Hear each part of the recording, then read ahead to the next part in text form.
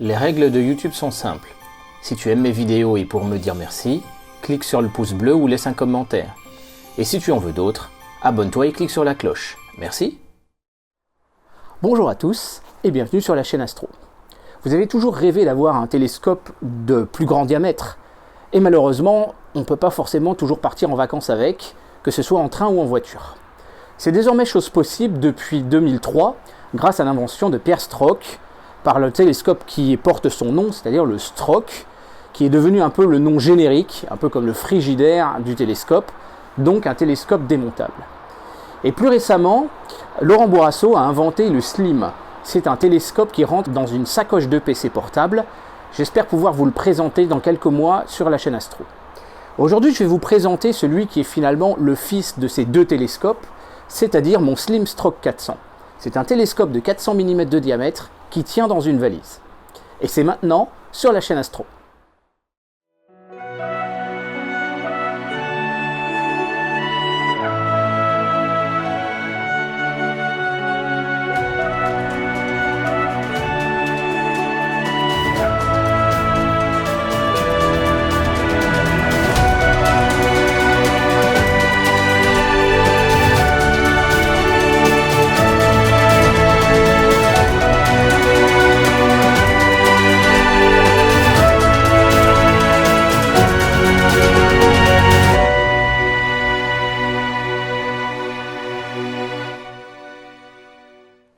Nous allons donc voir quelques-uns des petits détails, des petits secrets du concept de ce Slim Stroke. Et on va commencer donc avec la platine du porte-oculaire. Cette platine en fait permet de pouvoir utiliser un oculaire de 2 pouces de diamètre, donc en l'occurrence c'est un 40 mm. Vous avez aussi une lunette de visée et un chercheur point rouge.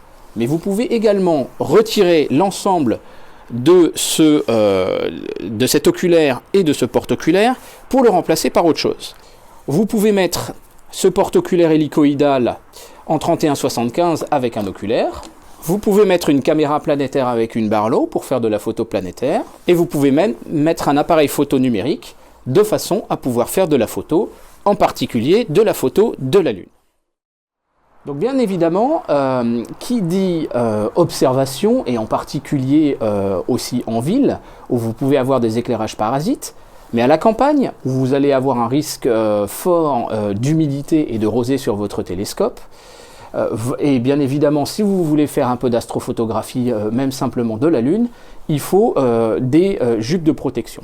Donc le télescope a 2 jupes de protection, une jupe principale qui est tendue entre la cage du secondaire et la cage du primaire, et une jupe supérieure qui va servir à empêcher à la lumière d'entrer dans le télescope. Mais bien évidemment, comme elle n'est pas tendue, elle repose en fait sur des simples tiges.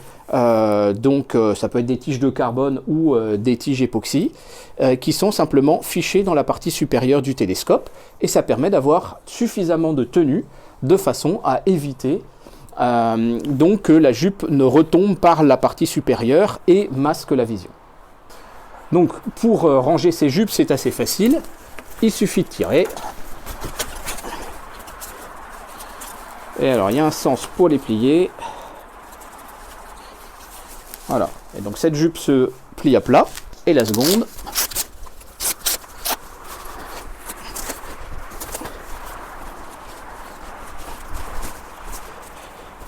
là encore, comme vous le voyez, ça prend pas de place.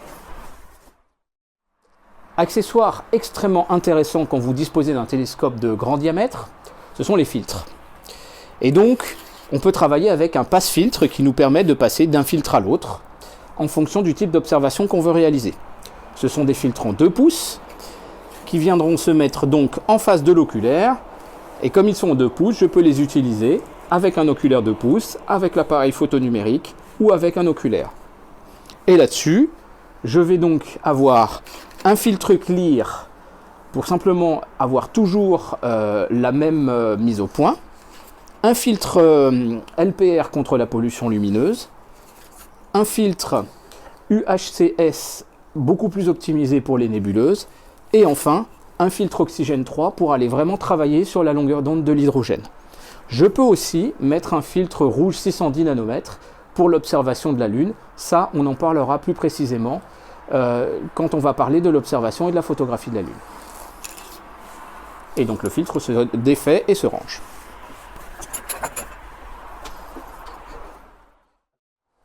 Bien évidemment, un télescope de grand diamètre et de longue focale fait que vous allez avoir un travail mécanique qui va être violent au niveau de la structure, du fait donc d'avoir une masse qui soit très éloignée de sa monture et de sa base. Donc il va falloir alléger au maximum la cage du secondaire. Alors j'ai donc retenu deux concepts pour ce faire. La première chose, c'est l'araignée qui est totalement inspirée et dérivée de l'araignée du Slim de Laurent Bourrasso. Donc vous avez simplement une tige d'aluminium qui se trouve fichée dans les bords de la cage, une deuxième qui est tentée, et l'ensemble est simplement vissé. Et tout l'ensemble de ce porte-oculaire, vous avez ces 3 vis qui servent à la collimation, et ces 3 vis, là, ces 4 vis, servent en fait au maintien du miroir secondaire. Donc pour bien comprendre un peu le mécanisme, vous avez, en fait, on va travailler à 2 niveaux. Le premier niveau, c'est cette plaque d'époxy, c'est de la carte électronique. Et cette plaque d'époxy, vous avez donc 4 plaques de 1,5 mm, ça nous fait 6 mm d'époxy. C'est aussi résistant que de l'aluminium sans problème, sauf que c'est un isolant thermique.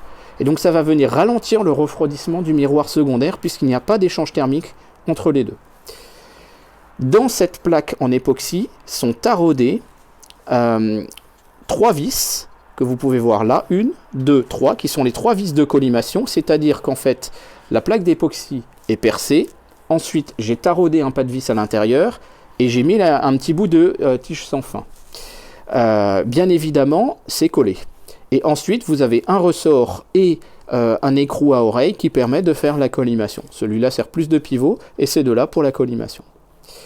Ensuite, on va reprendre le même principe avec la plaque supérieure. La plaque supérieure, là, pouvait être en aluminium, il n'y a pas de problème au niveau thermique. Et vous avez une vis qui est taraudée dans le support, donc en aluminium, et qui vient jusque là. Une deuxième ici. Et cet équerre en aluminium, tout ça s'est collé à l'époxy.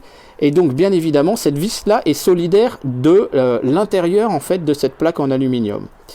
De même que ces 3 vis-là étaient solidaires aussi également. Ce qui veut dire qu'en réalité, il n'est pas possible d'avoir une chute. Ce qui veut dire qu'il n'est pas possible d'avoir en fait une chute du miroir hors décollement en fait du miroir vis-à-vis de la plaque d'époxy, mais ça c'est collé avec de la colle aquarium et ça tient très bien, il y a juste une lame de cutter d'espace. Donc l'ensemble en fait est totalement solidaire au niveau mécanique et j'ai quasiment pas de perte de collimation en fait quand je fais un montage ou un démontage puisque les vis de collimation ne sont pas touchées au moment du démontage. Donc pour ranger cet ensemble là, c'est assez facile, il suffit de tirer comme ceci, hop, et donc l'ensemble vient. Et donc on va ranger ça, bien évidemment, vous comprenez qu'un miroir secondaire, quand il est exposé, c'est extrêmement dangereux et extrêmement fragile. Donc pour le rangement, le principe il est simple. J'ai ici un grand étui finalement, qui sont des systèmes de plomberie, et on va venir reproduire finalement le système d'accroche de l'araignée, et on va se visser sur les points qui sont tout à fait les mêmes. Donc il suffit de dévisser ici.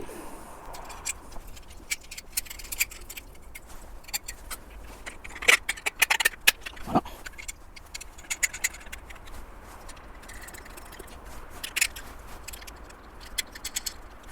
Le miroir est donc totalement solidaire du bouchon, il ne peut plus bouger. Et il suffit de le remettre dans l'étui. Et donc comme ce sont des pièces de plomberie, vous avez un joint qui fait que la poussière ne va pas rentrer à l'intérieur. Et donc là, votre miroir secondaire est en sécurité. Donc parlons maintenant de la structure du télescope. Le propre et l'objectif d'un télescope, c'est tout simplement de maintenir le miroir primaire, le miroir secondaire, même si on l'a rangé, et l'oculaire en alignement, c'est ce qu'on appelle la collimation, mais en réalité, finalement, c'est que de l'air. Mais on peut simplifier tout ça avec une structure de tubulaire, avec des tubes en carbone, qui sont donc disposés comme vous le voyez ici, et qui maintiennent une structure relativement solide. Je vous parlais de la problématique du poids dans la cage du secondaire. J'avais un objectif qui était de simplifier bien évidemment l'ancrage des tubes de carbone sur la cage du secondaire. Et ça, je pouvais faire une mécanique assez complexe, mais qui aurait pesé du poids. Et comme vous avez 8 tubes, ça vient multiplier bien évidemment les poids très vite. Je me suis simplement contenté d'une tige donc filetée qui est grande comme ça à l'intérieur de la tige de carbone. Elle est collée. Et à ce moment-là, la tige filetée traverse la cage donc qui fait 3 cm d'épaisseur. Et vous avez un écrou à oreille pour venir simplement le maintenir en place. Et c'est tout à fait suffisant. Maintenant, venons à la base. Vous avez ici des tubes de carbone qui sont simplement enfichés sur cette épaisseur-là à l'intérieur du bois. Il s'agit simplement d'un trou orthogonal. Rien de plus, rien de moins.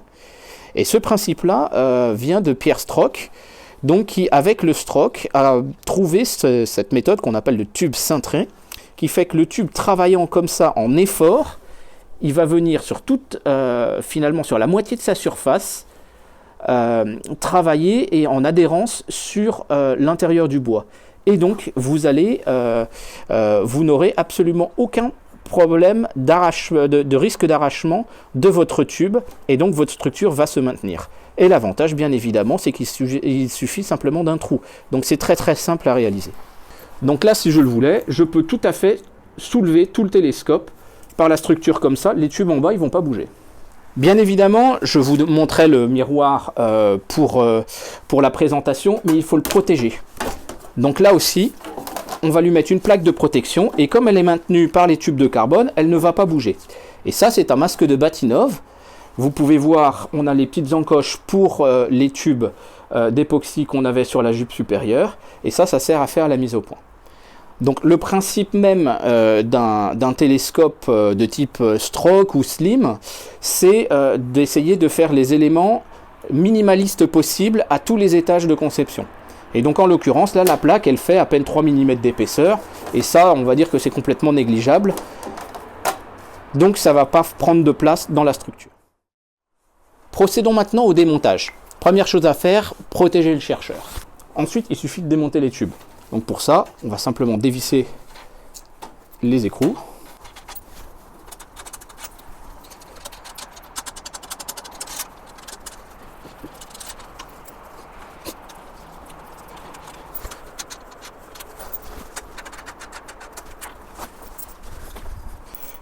Vous rangez les écrous dans un petit pochon.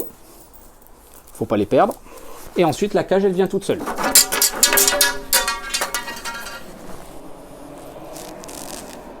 Le chercheur, bien évidemment, doit être dévissé.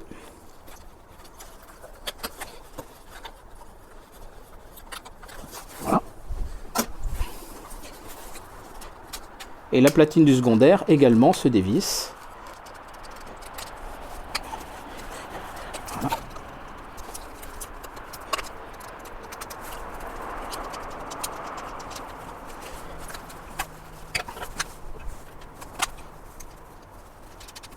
Comme vous pouvez le voir, elle est relativement peu épaisse et donc on peut toujours trouver un espace pour la ranger.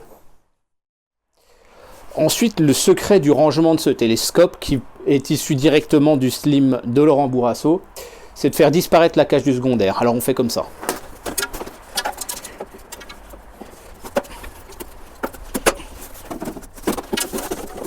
Et voilà le travail, c'est toujours ça de moins à ranger. Les tubes de carbone, comme je vous l'ai dit, ils sont tout simplement enfichés et ils viennent tout seuls.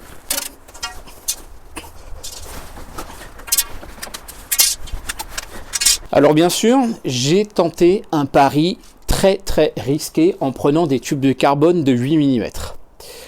Le Stroke 250 repose sur des tubes de carbone cintrés de 8 mm également, mais ils sont cintrés sur une longueur d'à peu près 1,10 m, vu que le télescope fait 1250 mm de focale.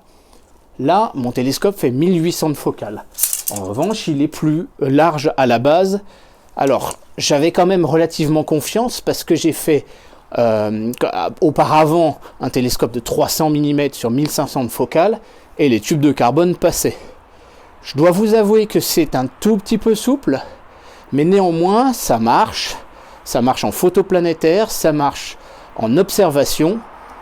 Néanmoins, s'il fallait refaire cette opération-là, je ne suis pas sûr que je ferais ce choix malgré tout. Mais ceci dit, ça marche. Poursuivons maintenant le rangement avec le rangement et le démontage de toute la partie inférieure. La première chose, c'est que vous avez une entretoise ici. Je vous déconseille l'utilisation du carbone parce que quand vous devez le soulever, ça casse. Là, on est sur une entretoise en aluminium. Donc vous pouvez soulever le télescope comme ceci. Ça fait encore un peu de poids, mais ça peut passer.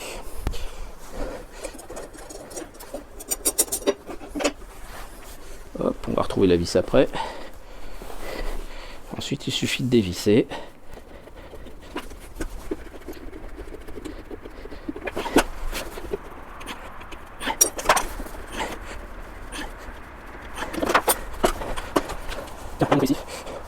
Autre petit détail dont je ne vous ai pas encore parlé, les cercles de coordonnées. Vous avez un petit témoin ici, vous en avez ici aussi, et les cercles donc sont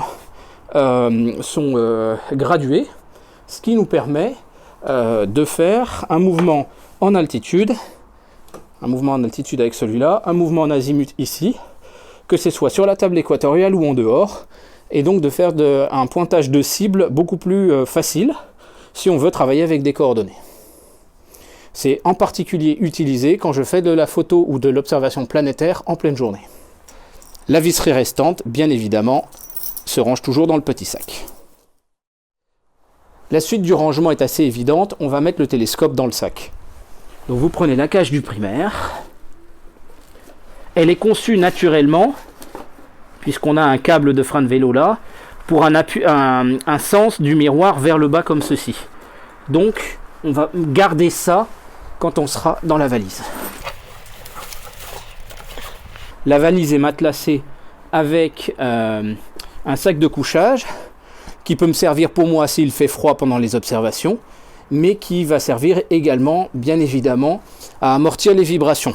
Et puis si jamais j'ai pris le TGV pour aller chez un copain pour observer une éclipse ou autre, comme c'était le cas pour le 27 juillet dernier, eh bien j'ai mon sac de couchage avec moi. La collimation se fait en 3 points et par l'arrière.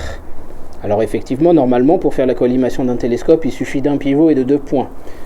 Oui, mais le 3e point, en fait, peut faire office également de réglage, ce qui nous permet en réalité, en vissant les 3 vis dans le même sens, ça permet de remonter ou de redescendre le miroir primaire de quelques millimètres, et ça permet donc de faire la mise au point quand j'utilise un appareil photo numérique pour faire de la photo de l'ISS, de la Lune ou de ce que je veux. La qualité de la surface de votre miroir doit être de l'ordre de 50 nanomètres, lambda sur 10, puisque la longueur d'onde que vous observez est d'à peu près 500 nanomètres dans les verres à peu près, donc c'est le centre à peu près du spectre visible pour l'œil. Eh bien, vous devez garantir un état de surface de votre miroir qui soit nickel, mais si votre barillet n'est pas suffisant, eh bien ce miroir va se déformer et à ce moment-là, vous allez avoir une mauvaise qualité d'image. Donc le barillet est absolument indispensable et je vais vous montrer en détail comment il fonctionne. Donc voilà ce que c'est que le barillet d'un télescope.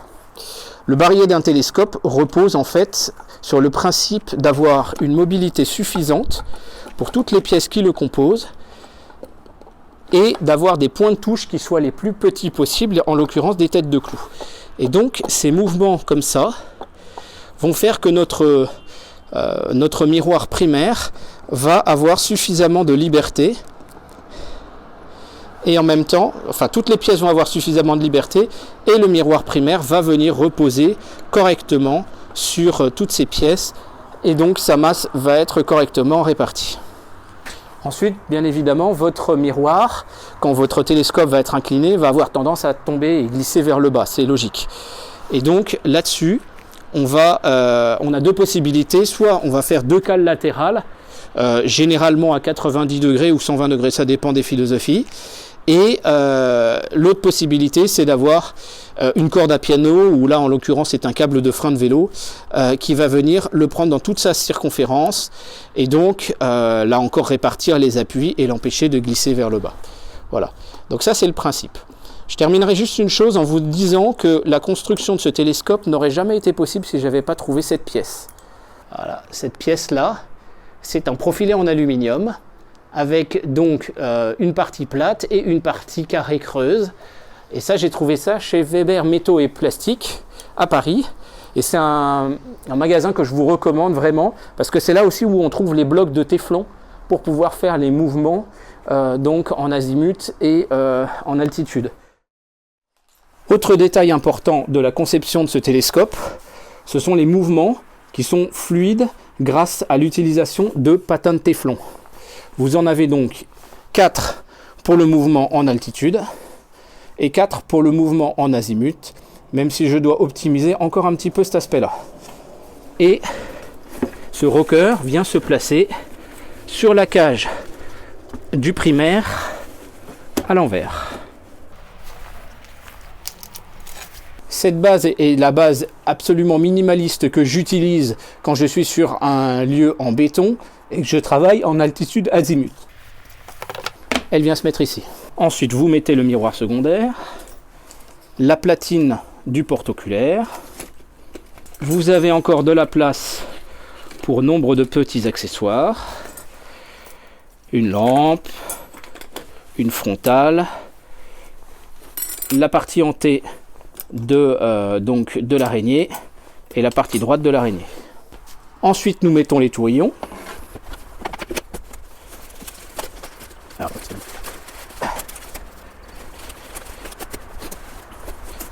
vous pouvez mettre les bâches. Ça, ce sont des pare-lumières qui peuvent être utilisées par grand vent. L'entretoise.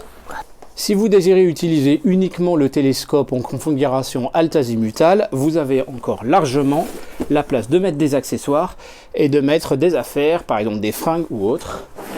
Vous fermez votre sac et vous pouvez repartir. Mais on peut faire encore mieux. Donc je vous disais que je fais de la photo planétaire, et vous l'avez bien compris, à très longue focale. Je fais de la photo d'éclipse, et je vous invite à aller voir le film de l'éclipse du 27 juillet dernier. Et puis je ne vous fais pas un secret que celle du 21 janvier à venir, je vais également la photographier. Et donc pour ça, il faut une table équatoriale, parce qu'on est obligé de suivre avec précision les mouvements de la Terre. Donc pour un Dobson, on utilise une table équatoriale, mais bien évidemment, le principe d'une table équatoriale, c'est que ça prend du volume. Mais c'était avant celle-ci.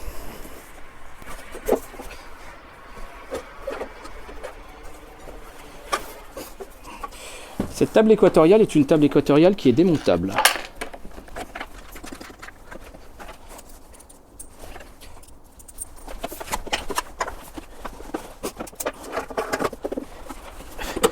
Elle dispose ici de 2 vérins qui permettent de reconstituer virtuellement un axe en déclinaison de façon à pouvoir faire des corrections quand on fait de la photo planétaire à longue focale. La base est également démontable.